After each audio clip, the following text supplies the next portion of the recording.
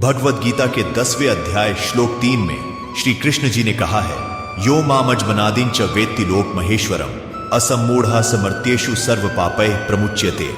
यानी जब इंसान ये समझ लेता है कि असली मैं शरीर नहीं बल्कि उस अजन्मा अनादि चेतना का हिस्सा है, तो उसके डर, मोह, पाप सब गिर जाते हैं। संजय हर बात का वैज्ञानिक प्रमाण ढूंढने वाला व्यक्ति। उसे लगता था कि भगवान, धर्म, आत्मा ये सब बस मान्यताएं हैं। उसकी दुनिया मशीनों, प्रयोगों और तर्कों से भरी थी। जिस चीज को मापा नहीं जा सकता वह उसके लिए अस्तित्व ही नहीं रखती थी। लेकिन एक रात अपनी स्टडी टेबल पर बैठा वह रिसर्च पेपर्स जांच रहा था और तभी उसकी नजर कोने में रखी पुरानी भगवद गीता पर चली गई। वह किताब उसकी दादी ने दी थी, पर उसने कभी खोलने की जरूरत ही महसूस नहीं की। उस रात न जाने क्यों उसने गीता को उठाया, खोला और पढ़ना शुरू किया। कुछ पन्नों बाद उसकी आंखें एक श्लोक पर अटक गईं। श्लोक था, यो मामजमनादिं च वेत्ति लोक महेश्वरम। उसके अंदर कुछ चटक सा गया।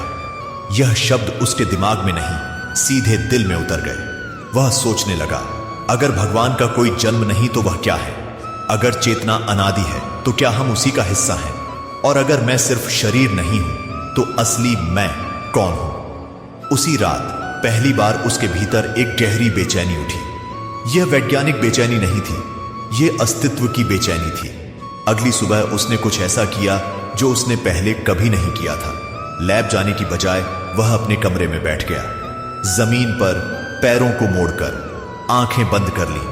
पहली बार मौन को महसूस किया। शुरू के कुछ मिनटों तक उसके दिमाग में सवालों की भीड़ रही, ईमेल, रिपोर्ट्स, मीटिंग्स। लेकिन कुछ देर बाद उसके भीतर एक नरमी घुलने लगी। सांसें गहरी और शांत होने लगी, जैसे कोई अदृश्य हाथ उसके मन का शोर कम कर रहा हो।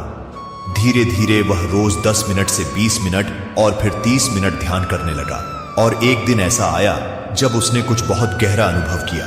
एक पल के लिए उसे लगा कि शरीर तो बस बैठा है, पर मैं उससे अलग हूं। विचार आते रहे, पर वह उनमें फंस नहीं रहा था। सांस चल रही थी, पर वह खुद को सांस नहीं कह रहा था। जैसे कोई शांत उजली चेतना बस देख रही हो, बिना प्रतिक्रिया के। उसने अपने सीने में एक हल्की गर्माहट भरी रोशनी महसूस की। डर रहित, अहंकार रहित, एकदम निर्मल। उसे अचानक वह श्लोक याद आया, जो मुझे अजन्मा जान लेता है। और वह समझ गया, यह शरीर जन्म लेता है पर मैं नहीं। शरीर बूढ़ा होता है, मैं नहीं। शरीर खत्म होता है, चेतना नहीं। उस दिन के बाद संजय बदल गया। उसका क्रोध कम होने लगा, उसका अहंकार टूटने लगा। दूसरों की गलतियों पर वह पहले जैसा ताना नहीं मारता था। उसे अब यह समझ आ गया था, गलती शरीर की होती है, आत्मा की नहीं। कुछ हफ्तों बाद एक छात्र ने उससे पूछा, सर, भगवान दिखते क्यों नहीं?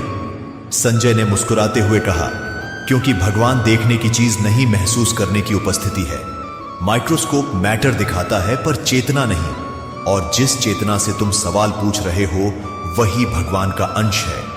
कक्षा में मौन छा गया और शायद उसी मौन में कई छात्रों ने पहली बार आध्यात्मिकता का असली मतलब महसूस किया।